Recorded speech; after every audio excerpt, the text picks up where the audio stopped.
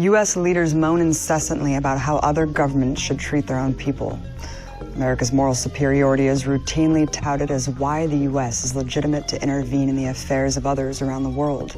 Time and again, they pull out the human rights card to admonish the human rights abuses in other countries, justifying sanctions, bombing campaigns, or invasions to overthrow their governments. The U.S. is the most qualified to do this, of course, because it is the shining moral example for how society should be run. Yet 2.2 million people sit rotting in American jails, 7 million in the prison system, counting probation and parole, astronomically higher in absolute numbers and per capita than in any other country in the world. The U.S. has only 5% of the world's population, yet a stunning 25% of its prisoners, meaning 1 out of every 100 people in America is living behind bars.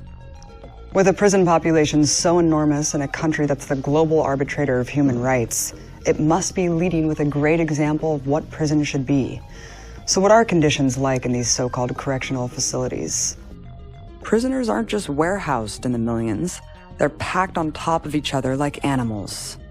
At the end of 2010, the Federal Bureau of Prisons was operating at 36% overcapacity on average. California prisons are 144% of capacity. In Alabama, the most overcrowded prison state, sits at 195% of capacity. In 2009, one prison in the heart of Dixie was overflowing at 319% of capacity. Even the Supreme Court has deemed prison overcrowding cruel and unusual punishment. Cramped conditions may be livable, but extreme temperatures are deadly. This year, a homeless veteran at Rikers Prison baked to death in a cell that exceeded 100 degrees. In Texas, at least 14 inmates have died due to extreme heat since 2007, with cells averaging 90 and reaching upwards of 130 degrees. Even the most basic human survival needs are choked. Despite huge budgets, prisons strive to allocate only the minimum food required and of the lowest quality, spending about 1/3 feeding inmates what it should cost for a basic nutritional diet. In some cases, prisoners are literally starving. According to the Southern Center for Human Rights, inmates in one Georgia jail are fed only 2 meager portions of food a day, up to 14 hours apart, resorting them to eat syrup packets, toothpaste, and toilet paper for sustenance. Even more disturbing are incidents like the one at Rikers this past March, where 22 prisoners became violently ill after eating meatloaf laced with rat poison. But prison is not just hell on earth for inmates. It's also hell for the families and loved ones of anyone incarcerated. Extreme difficulty in visiting prison aside, the system even makes talking near impossible. In addition to severe restrictions on communications, prisoners are also charged exorbitant dollar-a-minute fees. The telephone service providers kick back 42% of their massive revenue to the state, amounting to $152 million annually.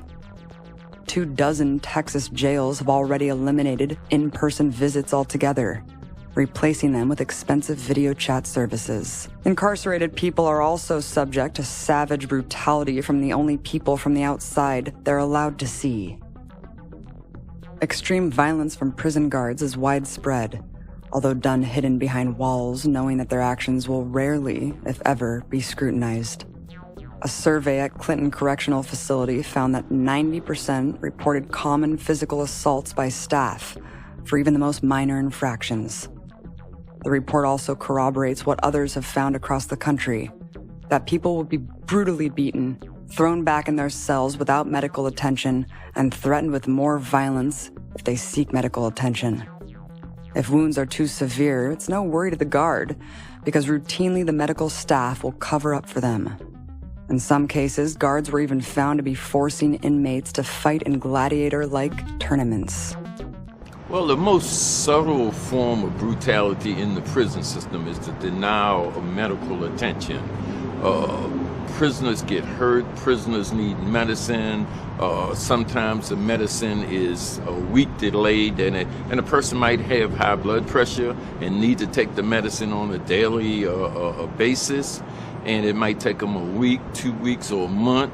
It certainly damages organs. The most inexpensive healthcare providers are used. Anybody that can make the cost of healthcare for prisoners at the lowest, they get the contracts, and of course it's very abusive. It's not just physical violence. In 2014, the Bureau of Justice reported that prison guards account for half of all sexual assault allegations, and that it was extremely rare for any of them to go to trial for the accused crime. Of the guards who are caught sexually abusing prisoners, 1/3 are allowed to resign before the investigation concludes, eliminating any public record. One of the guards' most important jobs is making sure everyone's put to work, all day, every day, making pennies on the dollar for corporate America. The country's biggest corporations, McDonald's, Walmart, American Airlines, and others, line their pockets with outsourced prison labor to manufacture everything from food to furniture to staffing call centers. Inmate workers' safety is outweighed by their utility to be used as corporate props, like when BP used prisoners to stage Gulf cleanup photos. State governments have also found ways to cut costs by replacing good-paying, sought-after careers with cheap prison labor. A stunning 30 to 40% of all California's firefighters are prisoners, making a measly $2 a day, or $2 an hour when on the line. Producing $2 billion in annual value, inmates are a hot commodity for corporate masters who only wish their minimum wage of 12 cents an hour could be applied to the entire nation. In America's prisons, lives are not just profit-making tools, they're also expendable. There is no humane way to kill someone, period. Realizing this, every other industrialized country in the world has banned the death penalty. But exceptional America refuses to abandon this barbaric practice. The Wild West logic goes, if you kill someone, you deserve to die. But the murky truth reveals that 18 people facing the death penalty have been exonerated through DNA evidence since 1989. According to the proceeding of the National Academy of Sciences, at least 1 in 25 inmates on death row are innocent. There's more than one way to kill a man who's locked up. After America's torture became public record, U.S. leaders have vowed to ban it for good. Again. But the empire regularly tortures people every day within its own borders. See, empires used to torture their prisoners in underground dark dungeons. Yet over a century later, they're tortured just the same, in sanitized bright boxes. Imagine the quality of life spent inside a windowless, concrete, 6-by-9-foot cell for 23 hours a day, for years on end, in a room no bigger than a king-size mattress.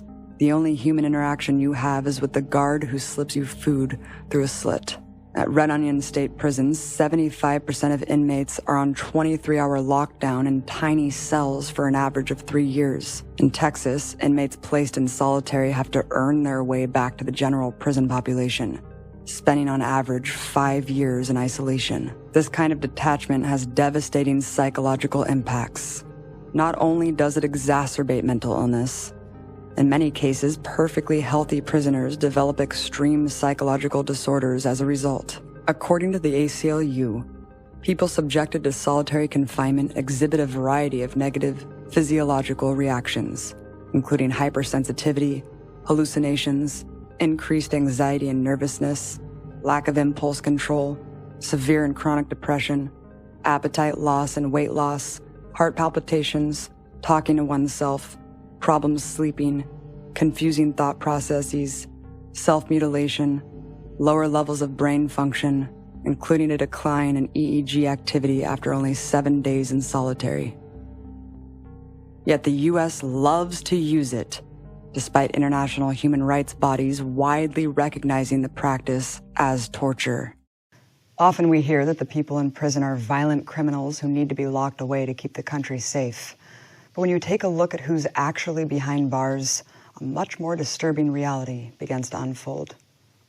Despite lecturing the world about the inexcusable offense of holding political prisoners, the U.S. has its own stockpile of them. Thousands of political activists were imprisoned during COINTELPRO, and from its inception until today, the U.S. continues to unjustly arrest political leaders to silence them. There's a lot. The numbers vary, but some people agree that it's around 200. But in terms of Black Panther Party members, which I was one, there's probably almost 24 prisoners. But there's Native Americans, there's Puerto Ricans, there's European organizers, and then now today the environmentalists and other people that have been organizing for the last 2 or 3 decades have also joined the ranks of political prisoners. Well, it's very difficult to organize in prisons. It's easier to engage in negative activity. Once you start organizing, there's a concerted effort by prison officials to transfer you, to get you out of prison. They move you around, they harass you, they find ways in which to put you on lockup to keep you in solitary confinement. They will remove all your books. They will constantly shake your cell down. So organizing in the prison is a very difficult task, but a lot of young people, once they develop a consciousness and a sense of awareness, or once they just decide they don't want to be treated as animals, they endure the hardships that's involved. Beyond targeting activists, masses of average Americans like you and me are wrapped up in the albatross of prison. With the prison population skyrocketing over the last several decades, you would think it would correlate to the level of crime, but the opposite is true. Crime has actually dropped dramatically over the past 25 years, while numbers sent to prison have increased at an inverse rate.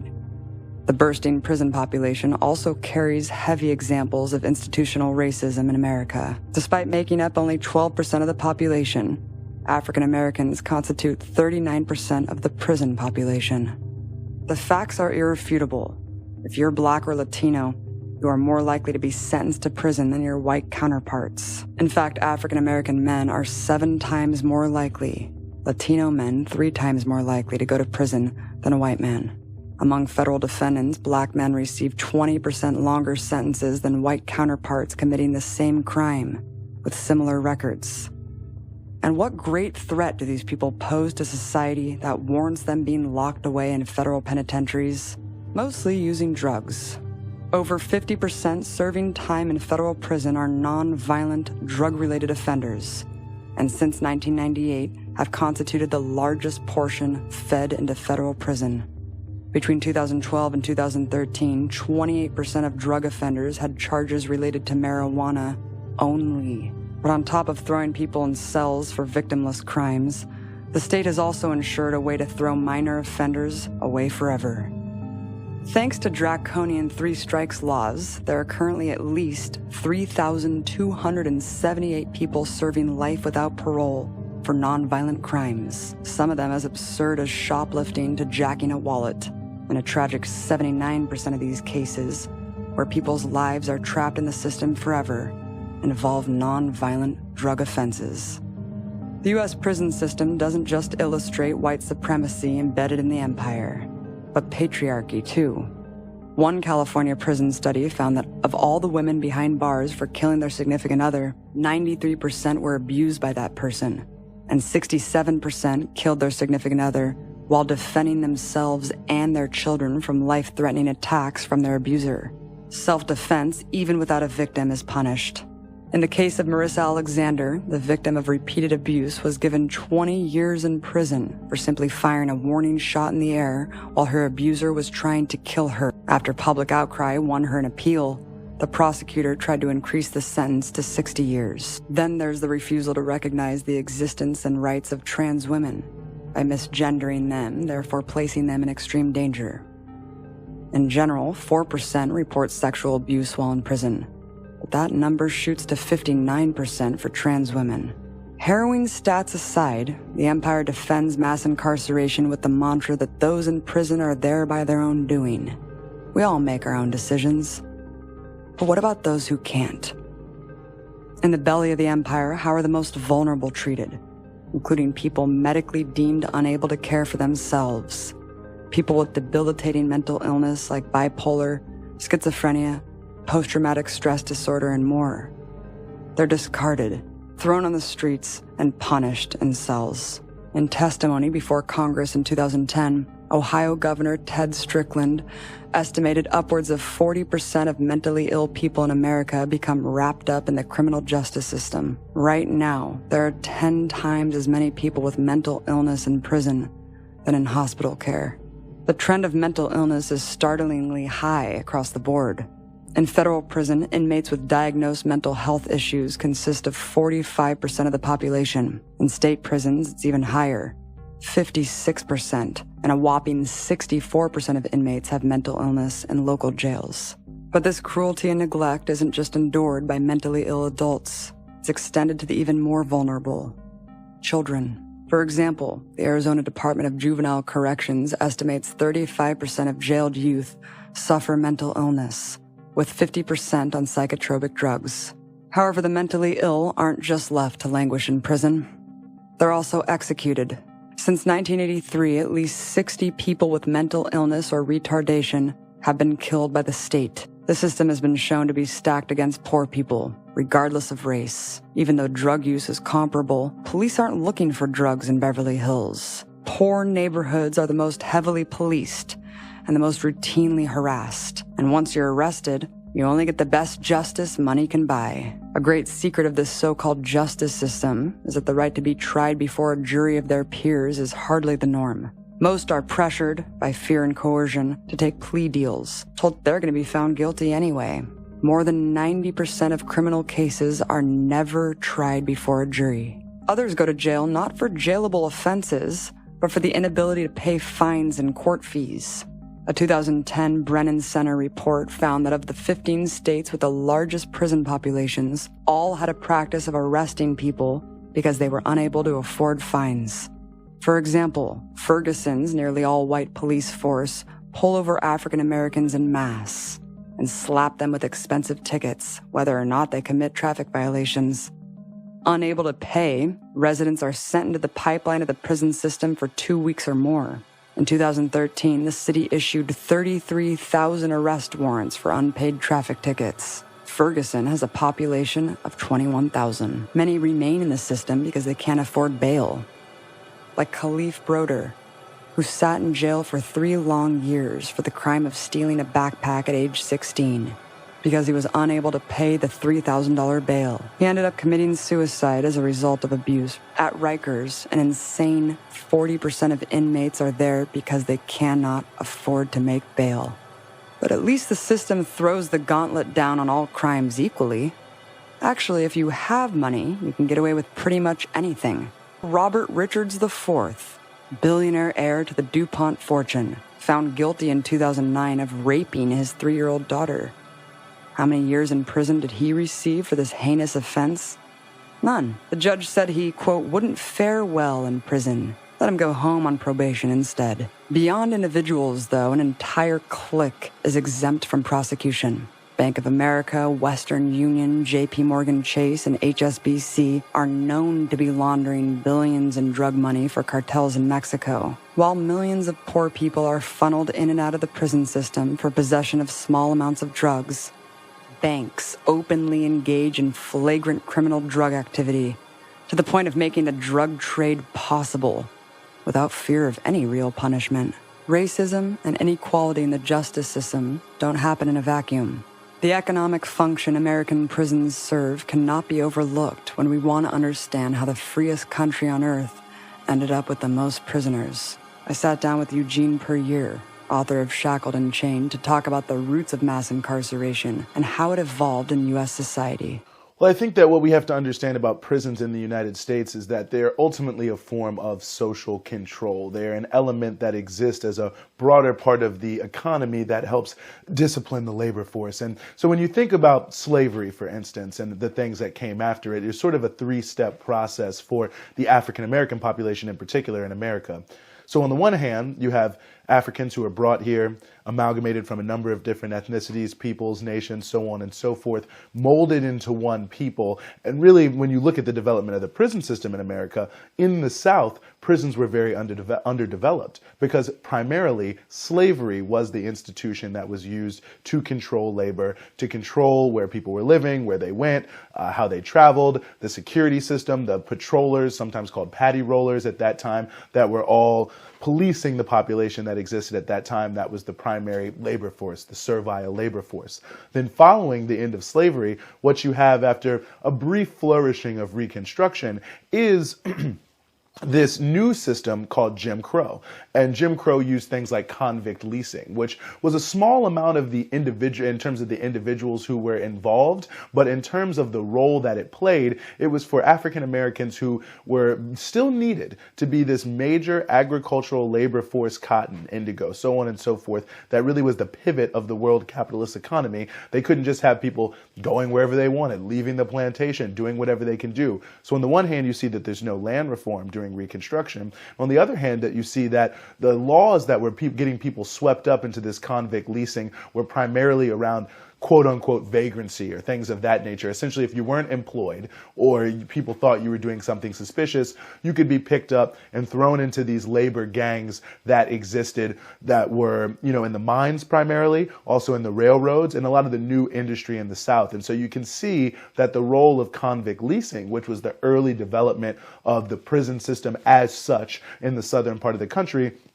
is almost 100% aimed towards controlling labor. And when we look at our current system of mass incarceration, we have to look at the fact that at the same time you see prisons exploding, you see a big changeover that's happening in terms of the economy in America, and mass incarceration, militarized policing, and things of that nature become an institution that is existing as a band-aid, because you've already decided we're going to economically devastate communities. And instead of doing things that are going to help people, what we have to do is ring fence and control the social conditions that are arising from this that create a number of different problems. Eugene, in your book, you say that, quote, sections of the population have been rendered superfluous to the normal productive process. What did you mean by that? Well, what I meant by that is when you see what's happening with this economic crisis, the question is, what is the answer going to be? And so not only do you start to blame poor people more for the problem and cut back on social programs and the like, but to restore the rate of profit, what the capitalist class, the ruling class, the 1%, whatever you want to call them,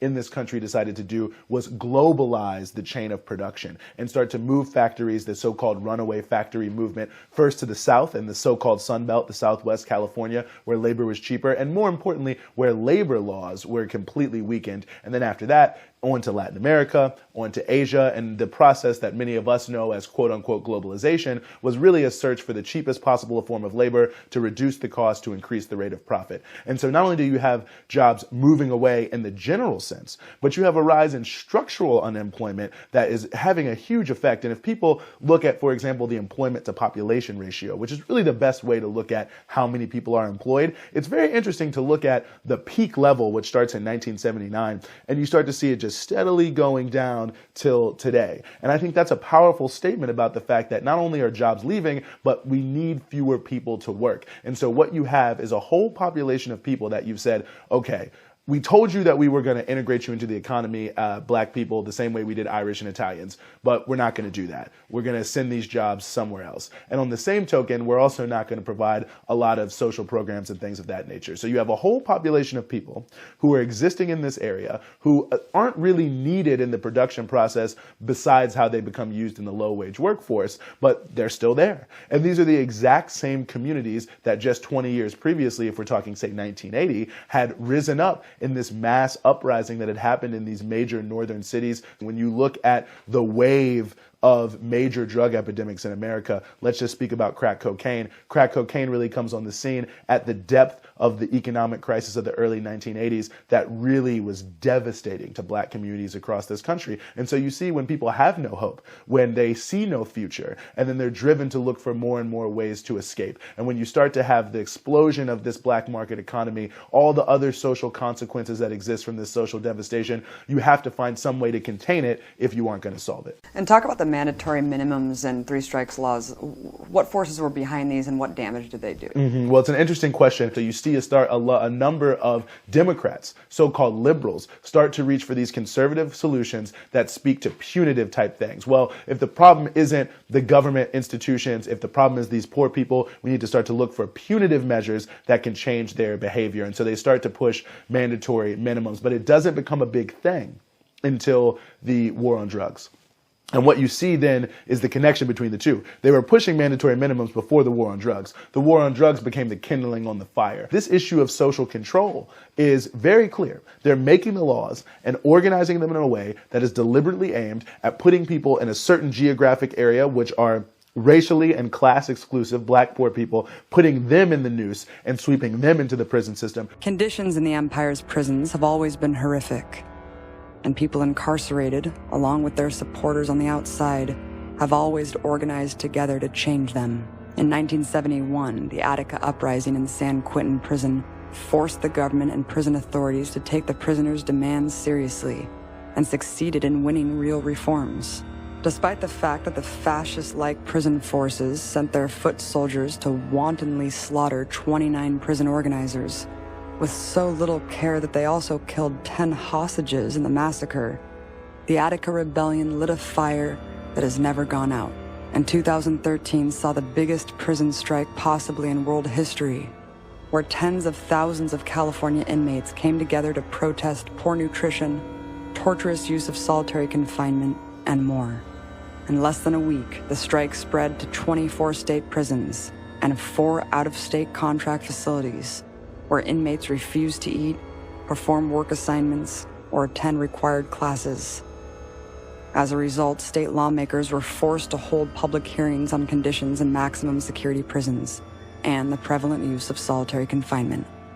Hope can come from such an ugly disease. The empire has exposed that these structures exist for nothing but to maintain its power and wealth, while wasting the potential of so many millions of human beings, so many young people, so many in need who deserve to be part of society. If prisoners under the most severe repression can organize coordinated political actions across more than a dozen high-security prisons, imagine what we can do on the outside to build solidarity to end mass incarceration. The fact that history's biggest empire also has history's biggest prison system, highly militarized police, and a mass surveillance grid is no coincidence. It's an acknowledgement that the biggest threat to the empire's rule are its own people, awake and using their agency to fight it.